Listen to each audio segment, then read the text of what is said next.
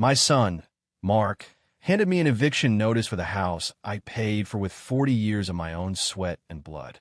He did it with a polite, almost apologetic smile, as if he were asking me to pass the salt at the dinner table. His wife, Jessica, stood behind him, her arms crossed, a little smirk playing on her lips. She thought she had one. They both did. They saw a quiet, retired old man who had outlived his usefulness, an obstacle to their grand plans. What they didn't see, what they never bothered to see, was the man who had built the world they so casually inhabited. They handed me a piece of paper, and in doing so, they handed me a declaration of war. They just didn't realize I was the one with all the weapons. Today, I live in a penthouse overlooking the city, and Mark lives in a cramped, one-bedroom apartment above a laundromat that smells perpetually of bleach and regret. Actions, you see, have consequences. It all started with a gesture of love, or what I thought was love. 5 years ago, when Mark and Jessica got married, I wanted to give them a head start. I'd done well for myself, better than anyone knew. I'd spent my life in construction, starting with a beat-up pickup truck and a toolbox, and ending with a company that built half the subdivisions in the state. To the world, and to my son, I was just a simple, retired contractor who lived modestly. I never flashed my wealth. I drove a 10-year-old truck, wore flannel shirts, and preferred a home-cooked meal to a fancy restaurant. I believed that character was built through work, not inheritance. I wanted Mark to learn that lesson. I see now that he never did. I bought them a beautiful 4-bedroom house in a good neighborhood, a place for them to build a life, to raise the grandchildren I hoped for. My lawyer, Arthur, a man as sharp and unforgiving as a shard of glass, advised against it. He suggested a trust, a legal structure that would protect the asset, but I was blinded by fatherly pride. I said, "He's my son, Arthur. I trust him as a compromise. I put the house in his name, a legal transfer, but with the verbal understanding that it was the family home. My home as well as his. I would live in the ground floor suite, with my own entrance and kitchenette. It seemed perfect. I was giving him a multi-million-dollar asset, free and clear, and in return, I was securing a place to live out my golden years surrounded by family. For the first year, it was fine. They were grateful, or at least they performed gratitude convincingly. I'd help with repairs, mow the lawn, babysit their dog. I paid for the utilities, the property taxes, the groceries. I never asked for a dime. I was happy to contribute. I was family. But then, things began to change. The shift was subtle at first. Jessica started making comments. "Dad, do you really need to park your old truck in the driveway? It's bringing down the curb appeal." Or, "We're having friends over on Saturday. Maybe it would be a good night for you to visit your sister." The hints grew into suggestions, and the suggestions grew into demands. My presence became an inconvenience. My food in the refrigerator was an annoyance. The sound of my television was a disturbance. They started referring to it as their house more and more pointedly. "We need more space in our house. We're thinking of remodeling our kitchen."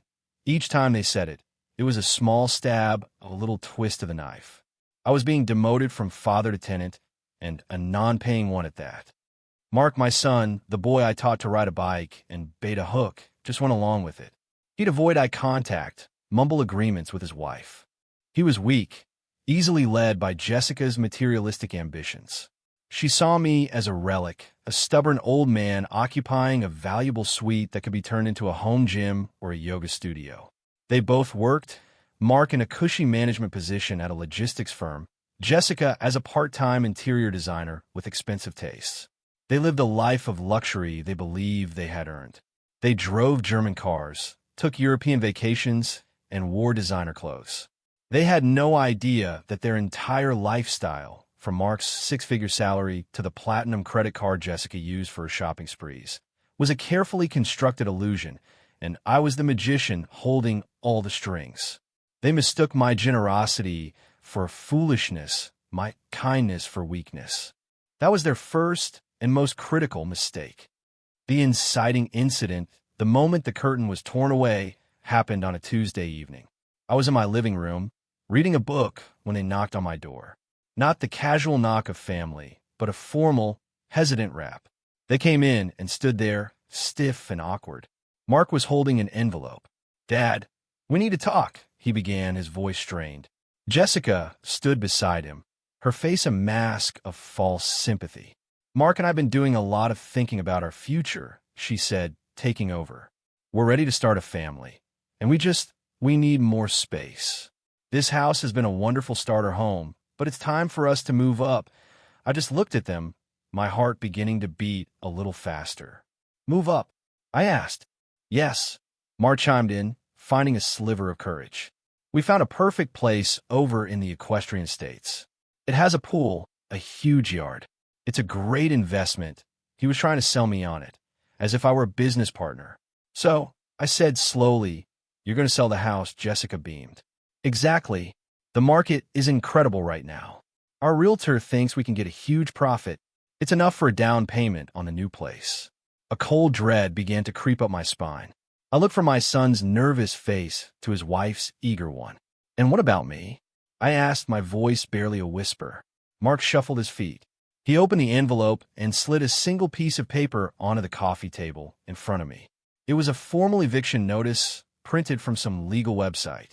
It gave me 60 days to vacate the premises. 60 days to leave the home I had purchased for them. My home. "We thought this was the most official way to do it," Jessica said, her voice dripping with condescension. "To make sure everything is clear and there are no misunderstandings." There was no misunderstanding. It was perfectly clear. They were throwing me out. I looked at my son. "Mark, you're kicking me out of my own house." He couldn't meet my eyes. "It's not your house, Dad. Legally, it's my house.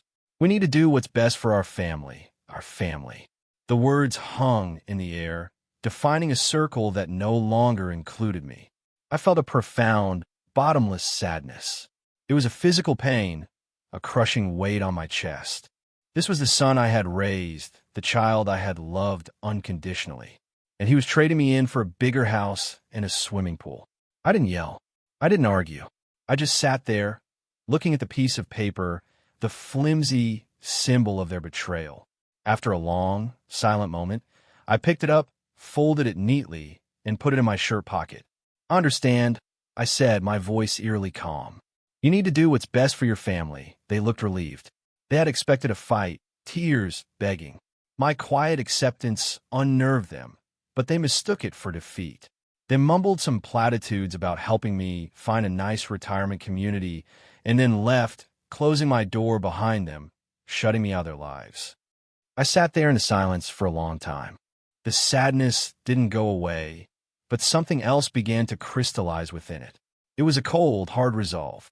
The hurt was there, a deep, bleeding wound, but it was being cauterized by a sudden, icy clarity. They had mistaken my love for a leash they could hold, and my generosity for a well that would never run dry. They had reduced our relationship to a legal document, a deed to a house. Fine, I would respond in kind. I took out my phone and made a call.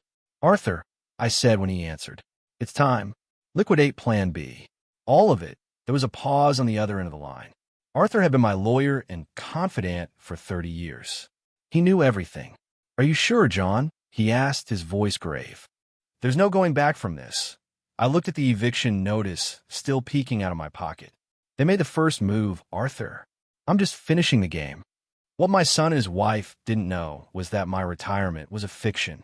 I had stepped down as the public-facing CEO of my company, but I never relinquished control. I owned 85% of the voting shares, held through a labyrinth of trusts and holding companies that Arthur had masterfully constructed. I was the silent, invisible hand that guided everything. Mark's high-paying management job at Sterling Logistics. Sterling was a wholly owned subsidiary of my parent company. His boss, a man named Peterson, owed his entire career to me. Mark thought he'd been headhunted for his talent. In reality, I had created the position specifically for him, a gilded cage to keep him comfortable and close. The generous salary, the bonuses, the expense account, it all flowed from my pocket. Their 2 luxury cars, a BMW for him and a Mercedes SUV for her, they weren't owned or leased by them. They were company cars, a taxable benefit provided by Sterling Logistics, which ultimately meant they were my cars. The Platinum credit card Jessica so loved? It was a corporate card, supplementary to my own personal account. Intended for family expenses, I saw every single charge from her $1,000 handbags to her $500 lunches. And the house. The beautiful 4-bedroom house that was legally in Mark's name. Arthur had warned me, but I hadn't listened. Or rather, I had listened just enough. The money for the down payment, a sum of nearly $500,000, wasn't a gift. The paperwork, which Mark had signed without reading because he was so excited, classified it as a personal demand loan. It was a document Arthur had drafted with loving, vicious precision. It meant that at any time, for any reason, I could demand the full amount back with 30 days' notice. If he couldn't pay, the loan would default, and the lien holder, a private trust controlled by me, could seize the asset used as collateral. The house. Legally, it was his. Financially, it was mine. They thought they were players in the game when they weren't even on the board. They were just pieces, and I was about to sweep them clean off. My plan was simple, methodical, and devastating. It wasn't about anger anymore. It was about justice. It was about teaching a lesson that should have been learned long ago. You do not bite the hand that feeds you, especially when that hand can just as easily take it all away. The next morning, I woke up early. I made my coffee, sat in my armchair, and began to dismantle their world with a few phone calls. The first call was to Bob Peterson, the CEO of Sterling Logistics. "Bob," I said, my voice calm and even. "Mark's position is being eliminated as part of a corporate restructuring. The change is effective immediately. Please have his personal effects boxed up and inform security he is no longer an employee. His access has been revoked." There was no argument. Bob simply said, "Yes, sir. I'll handle it personally." He knew who paid his mortgage. I imagined Mark driving to work in his BMW, full of self-importance, walking up to the door and finding his keycard denied. I imagined the confusion, then the indignation, then the panic as he was informed by security that he was no longer welcome on the premises. The second call was to my private wealth manager at the bank. "Ellen, good morning. I need you to do a few things for me. Please freeze all activity on the joint family account and cancel all supplementary credit cards tied to my name, specifically the one ending in 8842 issued to Jessica Miller again." The response was immediate and professional. "Consider it done, John." I pictured Jessica at her favorite high-end boutique, a pile of expensive clothes on the counter. I could almost see the moment her face would shift from smug satisfaction to confused embarrassment as the cashier said, "I'm sorry, ma'am. This card has been declined." I imagined her trying another card, one tied to their joint account, only to have the same result. The public humiliation would be a small, bitter taste of what was to come. The third call was back to Arthur. "Arthur, the ball is in your court. Please formally call in the demand loan. Send the notice via certified mail and email. I want them to receive it today." Arthur's voice held a hint of grim satisfaction. "The messenger is already on his way. They should have it by lunchtime." This was the kill shot. The termination of his job and the freezing of their funds was a tactical strike. Calling in a $500,000 loan they had no way of paying was the strategic bomb that would level their entire foundation. They wanted to sell their house for a profit. Now, they would have to sell it just to avoid utter financial ruin, and every penny of that profit, and more, would be coming directly back to me. The final piece was the cars. A simple email to my fleet manager. "The vehicle assignments for Mark and Jessica Miller have been terminated. Please arrange for repossession of both vehicles today." It was all in motion. A series of quiet, polite phone calls from an old man in an armchair had just triggered a financial apocalypse in the lives of two people who, just yesterday, had considered themselves masters of their universe. I spent the rest of the day in quiet contemplation. I packed a small bag. I didn't have much to move. Most of my life was contained in memories, not possessions. The house was quiet. They were usually home by 6. At 6:30, the silence was still unbroken. At 7, my phone started ringing. It was Mark. I ignored it. It rang again and again. Then came the texts. "Dad, what's going on? My key card didn't work. Something's wrong with the bank accounts. I can't access our money." Jessica's cards were declined. Call me now. The text grew more frantic. Dad, did you do something? Why is this happening? Then, the final, desperate plea. Please, Dad, just call me back. I watched the messages come in, my face impassive. They were feeling the first tremors. The earthquake was still to come. Around 8 o'clock, I heard a car pull into the driveway. Not the purr of a BMW, but the chugging sound of a taxi. A few moments later, my door burst open. Mark stood there, his face pale and blotchy, his tie askew. Jessica was behind him, her eyes red from crying, her expensive makeup smeared. They looked like they had been through a war. What did you do? Mark yelled, his voice cracking. What in the hell did you do? I didn't move from my chair. I just looked at him, my expression unreadable. I'm not sure what you mean, son. Don't play dumb with me, he shrieked. My job is gone. They fired me. Just like that. No warning, no severance. Our bank accounts are frozen. We have no money. And 2 tow trucks just hauled away our cars. Our cars. Jessica started sobbing. They took my Mercedes, they just took it. She wailed, as if that were the greatest tragedy of all. I let them vent. I let them rage and cry and accuse. I let all the poison out until they were exhausted, standing in the middle of my living room, breathless and defeated. The silence stretched. Then, I reached into my shirt pocket and pulled out the eviction notice they had given me. I held it up between my thumb and forefinger. This, I said, my voice cutting through the silence like a razor. This is what I did. Or rather, this is what you did. I am simply responding.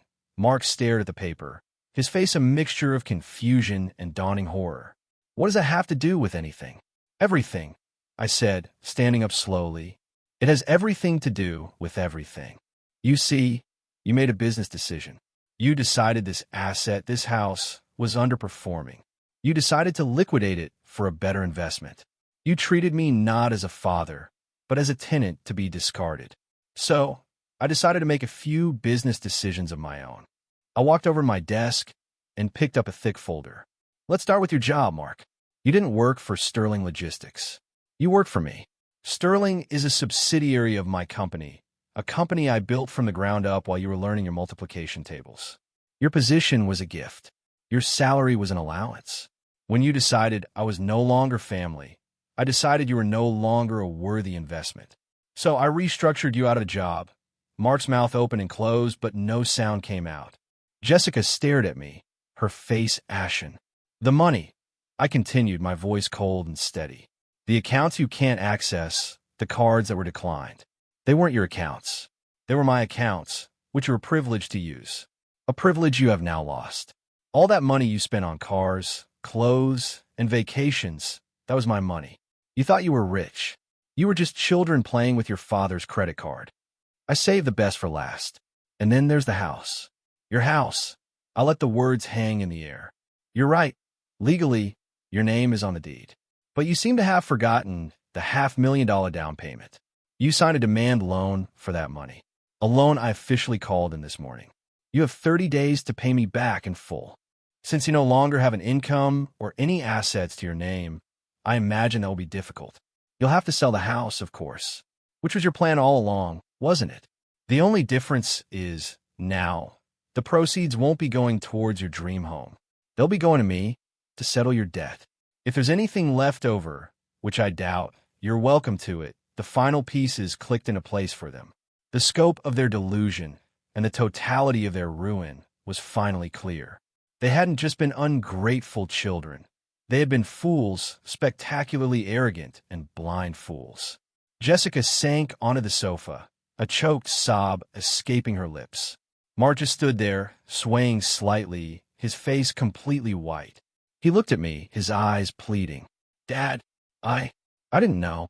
That's the point, son, I said, my voice softening just a fraction, not with pity, but with a sense of profound finality. You never bothered to know.